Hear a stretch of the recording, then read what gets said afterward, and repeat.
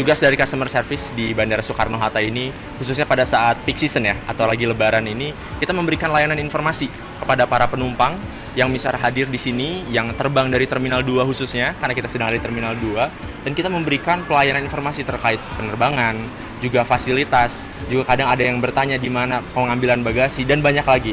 Memang cukup hektik, tapi memang itu tantangan bagi kita yang para pekerja operasional di bidang transportasi, mau di darat, udara maupun laut pun sama saja.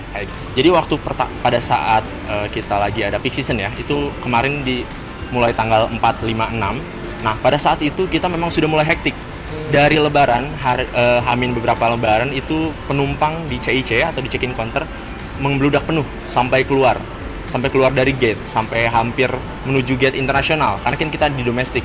Nah itu, lalu juga hektik juga di sini di counter informasi yang ada di belakang saya, banyak penumpang yang bertanya tentang apapun, tentang dari fasilitas, dari restoran, dari toilet musola hingga sampai ke boarding pass segala macam, itu memang sudah makanan seharian kita pada saat kita di counter.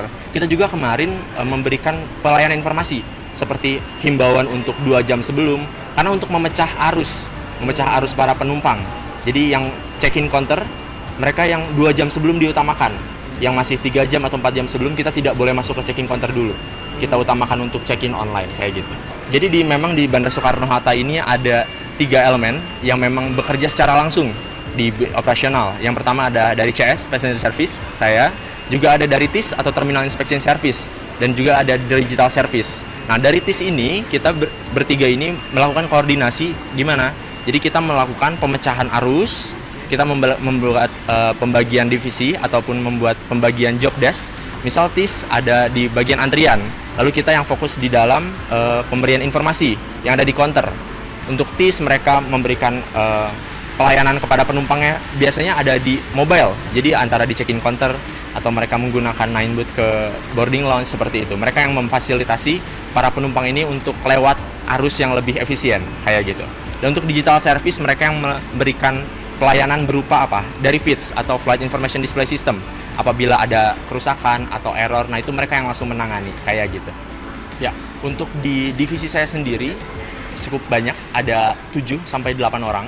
Nah, itu kita dibagi karena kita kan ada 3 PID. Itu atau 3 counter. Jadi kita ada pembagian di E, ada di E, ada di F, ada di D juga. Jadi kita nanti bakal bagi orang untuk memberikan informasi, karena yang di belakang saya ini sedang ada di E. Nah, nanti yang di depan sana ada yang di D, lalu yang di internasional ada di F. Jadi kita memberikan informasi secara optimal. Juga untuk dari divisi lain, mungkin mereka lebih banyak lagi, karena dari TIS khususnya mereka lebih banyak memberikan pelayanan informasi di luar, mobile. Karena kita kan lebih fokusnya di counter, TIS lebih banyak di luar, jadi lebih banyak lagi personilnya, dan juga DS juga, kayak gitu. Baik. Ya, itu yang mungkin memang awalnya sangat menyenangkan ya, mendapatkan apresiasi, terima kasih, dan juga salam sehat segala macam.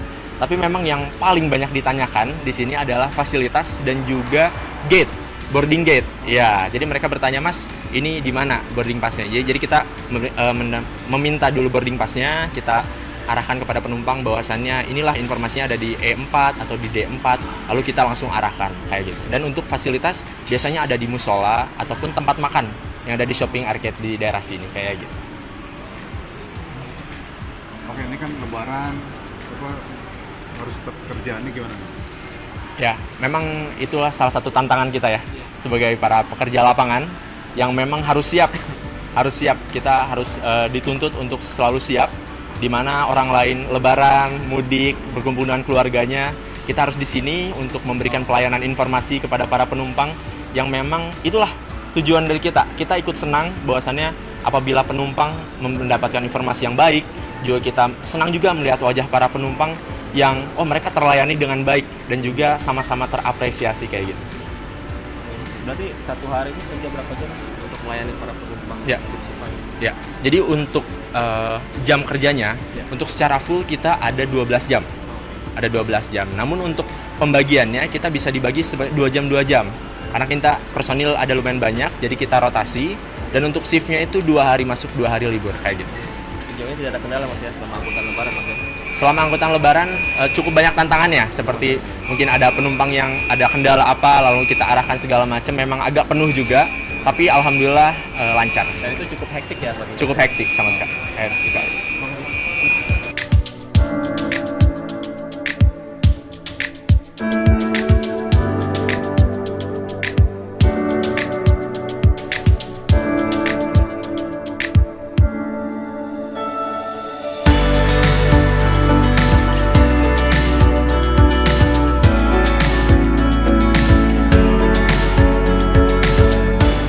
Tugas kita Mas dituntut sama memberikan pelayanan dan memastikan keamanan setiap pengguna jasa yang pengen berangkat dari Bandara Soekarno-Hatta ke bandara tujuan, sehingga juga mencegah terangkut-angkutnya barang-barang berbahaya dalam pesawat. Begitu Mas. Jadi ada security checkpointnya Check, juga ada ya? checkpointnya ada juga Mas di area ke belakang. Jadi kerjasama dengan stakeholder selama angkutan lebaran ini seperti apa?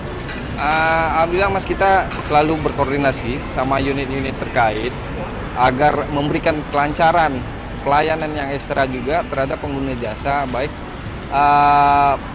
unit-unit fasilitas terkait troli maupun airline.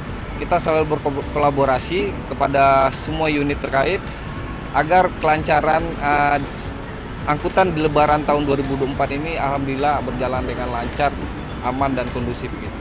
Jumlah personil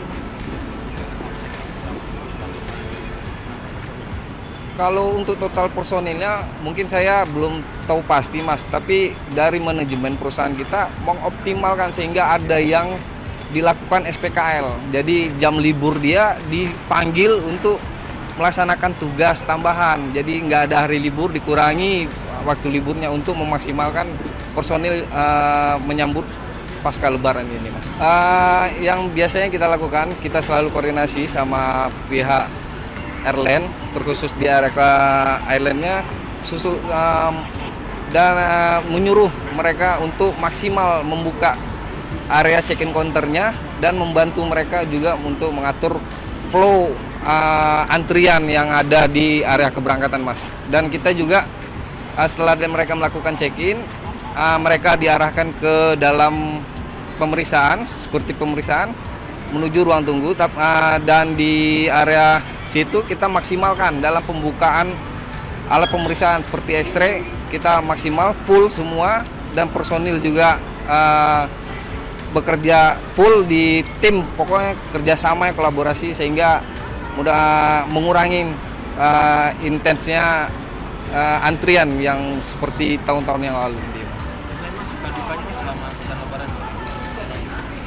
Ya kalau suka dan dukanya Mas, kalau saya sih sukanya alhamdulillah selain bekerja, saya jatuhnya ibadah juga sama pengguna jasa yang pengen berangkat. Walaupun saya orang rantau juga tidak bisa pulang, tapi hanya bisa tersenyum di kampung orang lah Mas, intinya Mas seperti itu.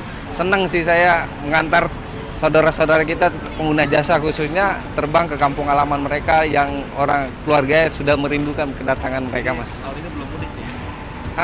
Tahun ini kayaknya belum sih Mas, ya karena memang tugas negara ya kali yang nggak tahu ya, harus menjaga pintu gerbang negara gitu Mas. Oke, Mas, harapannya di lebaran tahun ini, lebaran tahun ini.